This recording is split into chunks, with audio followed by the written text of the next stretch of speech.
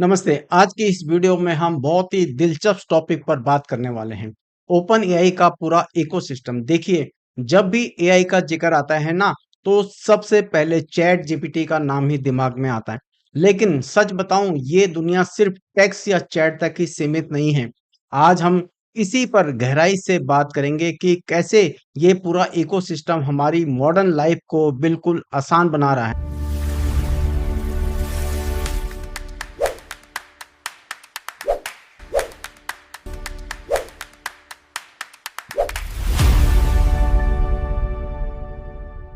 तो चलिए सीधा मुद्दे पर आते हैं। ये सोचने वाली बात है कि जब लोगों ने पहली बार फेसबुक चलाना सीखा था या गूगल मैप्स पर अपनी लोकेशन ढूंढना शुरू किया था या फिर पहली बार ईमेल भेजा था, तो कैसा लगा था? एक सशक्त करने वाला एहसास था, है ना? बिल्कुल यही एहसास नई एआई टेक्नोलॉजी के साथ भी जुड़ने वाला है।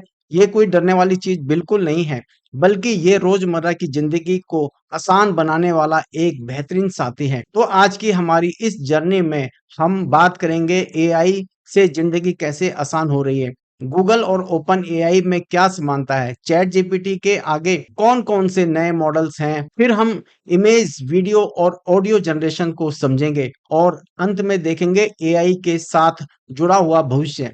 चलिए सबसे पहले बात करते हैं कि ये टेक्नोलॉजी आखिर हमारी मदद कैसे करती है और जिंदगी को कैसे आसान बनाती है। देखिए, जनरेटिव एआई टूल्स का असली मकसद यही है कि ये मुश्किल कामों को एकदम सहज बना दें। एक वक्त था जब ईमेल, फेसबुक या जीपीएस लोकेशन का आना बहुत बड़ी बात हुआ करती थी। पुरानी टेक्नोलॉजी के ये सबसे बड़े माइलस्टोन थे और लोगों ने कितनी आसानी से उन्हें अपना लिया था। ठीक उसी तरह आज के इस नए दौर के माइलस्टोन है जनरेटिव एआई, चैटबॉट्स और मल्टी मॉडल्स टेक्नोलॉजीज। इनके साथ ढलना भी बिल्कुल वैसा ही एक नेचुरल और जरूरी कदम है। अब इसे थोड़ा और अच्छे से समझने के लिए ओपन एआई के इकोसिस्टम की तुलना गूगल के स्ट्रक्चर से करते हैं।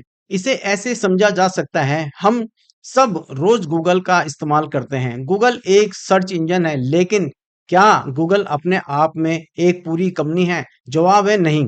गूगल असल में एक अल्फाबेट नाम की बहुत बड़ी पेरेंट कंपनी का प्रोडक्ट है। बिल्कुल यही लॉजिक यहाँ भी लागू होता है। चैट जीपीटी एक चैटबॉट है जिससे बातें की जाती हैं या काम कराए जाते हैं, और यह ओपन एआई नाम की कंपनी का एक प्रोडक्ट है। मतलब अल्फाबेट भी एक पेरेंट कंपनी है और ओपन एआई भी एक विशाल पेरेंट कंपनी है। अल्फाबेट के पास सिर्फ गूगल सर्च इंजन थोड़ी है, इसके बड़े से इकोसिस्टम में YouTube, Google play store, Gmail, Google maps और उनका अपना गूगल एआई यानी जेमिनी भी मौजूद है। मतलब एक पूरा का पूरा जाल है, एक बहुत बड़ा इकोसिस्टम। तो अब यहाँ एक बड़ा सवाल दिमाग में आता है, अगर अल्फाबेट के पास इतने सारे अलग-अलग प्रोडक्ट्स हैं, तो क्या ओपन एआई के पास एक चैट जीपीटी है? बिल्कुल नहीं। चैट जीपीटी के पीछे ओपन एआई के पास और क्या-क्या छुपा है, बस इसी रहस्य से आज हमें पर्दा उठाना है। आइए अब चैट जीपीटी से थोड़ा आगे बढ़ते हैं और एआई के असली प्लेग्राउंड को समझते हैं। नॉर्मल चैट वाले इंटरफेस के पीछे ना एक बहुत बड़ी दुनिया है, पर उसे समझने के लिए सबसे पहले हमें इस मॉडल शब्द के मतलब को समझना होगा। आसान भाषा में कहें तो मॉडल एक खास तरह का एआई टूल है जिसे ओपन एआई जैसी कंपनीज ने किसी बहुत ही एडवांस और स्पेसिफिक काम के लिए बनाया है। जैसे मान लीजिए सिर्फ वीडियो बनाने के लिए एक अलग मॉडल या फिर किसी टॉपिक पर बहुत गहरी रिसर्च करने के लिए एक अलग मॉडल।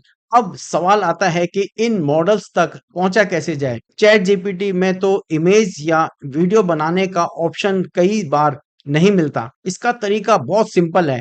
बस गूगल पर जाकर मॉडल्स ऑफ ओपन एआई या playground of open AI search किया जा सकता है। इसे खोलते ही एक नया चैटबॉट सामने आ जाएगा जहां ओपन एआई ने अपना पूरा खजाना खोल कर रखा हुआ है, और इसी खजाने का सबसे दिलचस्प हिस्सा है मल्टी मॉडल्स जनरेशन, जहां इमेज, वीडियो और ऑडियो का जादू होता है। प्लेग्राउंड में जाते ही अलग अलग कामों के लिए बिल्कुल महारथी मॉडल्स मिलते हैं।